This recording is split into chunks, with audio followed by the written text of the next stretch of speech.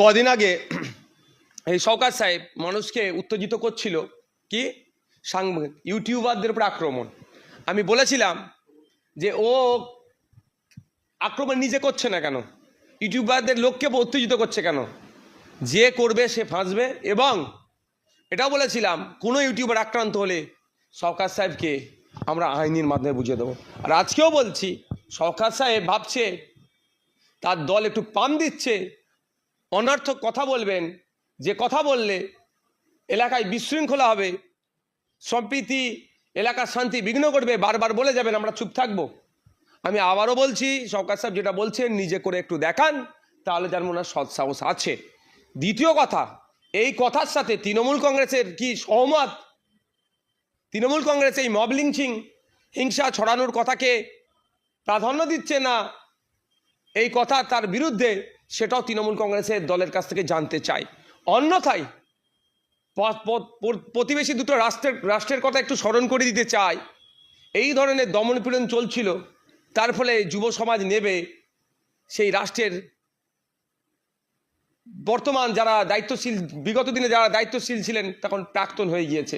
সুতরাং এই ধরনের অনর্থক অবাঞ্ছিত কথা বললে পাবলিক যদি আইন হাতে তুলে নেয় বিপদ হয়ে যাবে। তারপরেও আমি আইন হাতে তুলে নেওয়ার পক্ষে নয়।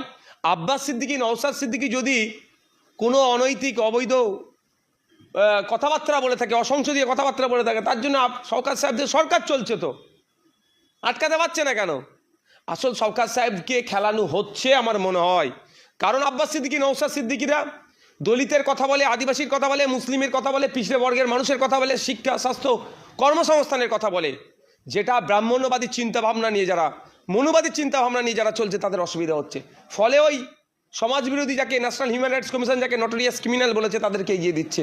তবে একটা কথা বলবো শওকত সাহেবকে, যে দেখুন, শাহজাহান শেখ আপনার থেকেও বড় নেতা ছিল, আজকে সে জেলের ভাত খাচ্ছে, আপনার দলের নেতারা একটাও কথা বলছে না। আমি চাইবো না যে আপনিও তার পাশে গিয়ে অবস্থান করেন। সুতরাং সতর্ক হয়ে যান, সজাগ থাকুন। রাজনৈতিকভাবে মতপার্থক্য আছে, রাজনৈতিকভাবে আমাদের সাথে লড়াই করুন। যদি অবাঞ্ছিত ভাষার চালাচালি করেন, অসংসদীয় কথাবার্তা বলেন, এর জবাব কিন্তু আইনের মাধ্যমে কিভাবে দিতে হয় আমরা ভালো করে জানি। দেখুন, অর্জুন সিং জেনে শুনে ইচ্ছাকৃতভাবে বিশৃঙ্খলা ঘটানোর জন্য কথা বলেছে। অর্জুন সিং ভালো করে জানে ইসলাম ধর্মের ধর্মীয়ভাবে বলা আছে যে কেউ যদি ধর্ষণ করে বা রেপ করে তাকে গলা পর্যন্ত পুঁতে পাথর ছুঁড়ে হত্যা করার নিদান দেওয়া আছে। তারপরেও ইচ্ছাকৃতভাবে বিশৃঙ্খলা তৈরি করার কথা বলছে। এই যে বিশৃঙ্খলা তৈরি করছে অর্জুন সিংয়ের বিরুদ্ধে তৃণমূল কংগ্রেসের অবস্থান কি?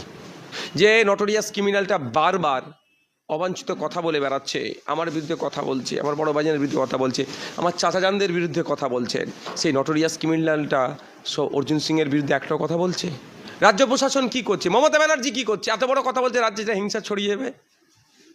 দেখুন, দিনের শেষে আমি আবারও বলছি, এরা বিজেপি আর তৃণমূল আলাদা নয়, সবই আরএসএসের পুষ্যপুত্র। এরা অনেক অনেক অবাঞ্ছিত কথা বলেছে, তাদের বিরুদ্ধে আইনত ব্যবস্থা নিলে এই কথা বলার সাহস দেখাতে পারতো না। এটা তো ছেড়ে রেখেছে। এদেরকে যদি জেলের মধ্যে ভরে রাখে, এদেরকে যদি বলা বন্ধ করিয়ে দেয়, তাহলে হিন্দু মুসলমানের রাজনীতি হবে না, তাহলে তৃণমূলের সুবিধা হবে না, বিজেপির সুবিধা হবে না, ধর্মীয় রাজনীতি করতে পারবে না।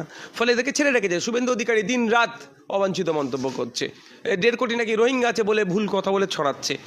এ অর্জুন সিংয়ের কথা বলছে, দিলীপ ঘোষ কথা বলছে, যে দিলীপ ঘোষের কথা বলছে, দিলীপ ঘোষের সাথে মমতা ব্যানার্জি এক জায়গায় বসে গল্প করছে। এগুলো বাংলার মানুষ বুঝুক। এইদিকে তৃণমূলের নেতা মারা যাচ্ছে, তার বাড়ি যাচ্ছে না। ভূতনিতে বছরে 2-3 বার করে বন্যা হয়েছে, সেখানে যাচ্ছে না। মুর্শিদাবাদের তারানগরে বন্যাতে, সেখানে আপনার গঙ্গা ভাঙনে, এই পদ্মা ভাঙনে বাড়ি তলিয়ে যাচ্ছে, প্রায় 150-র মতো বাড়ি ক্ষতিগ্রস্ত হয়ে গেল, পরিবার ক্ষতিগ্রস্ত হয়ে গেল, সেখানে পৌঁছাচ্ছে না। খগেন মুর্মুর কাছে দেখা করতে চলে যাচ্ছে মমতা ব্যানার্জি। আর যদি ওটা নওশাদ সিদ্দিকী যেত, এতদিন কতক্ষণ কী হতো, তোলপাড় হয়ে যেত। কেন? ওনার বেলায় সৌজন্যতা, আমার বেলায় সৌজন্যতা নয়? ওনারটা ঠিক, আমারটা ভুল, 1 নম্বর। দ্বিতীয় কথা, এখানেও ক্ষতিগ্রস্ত হচ্ছে, এদের বাড়ি যাচ্ছে না কেন? সেই দিনের শেষে বীজে মূল, এটা মানুষকে বুঝতে হবে।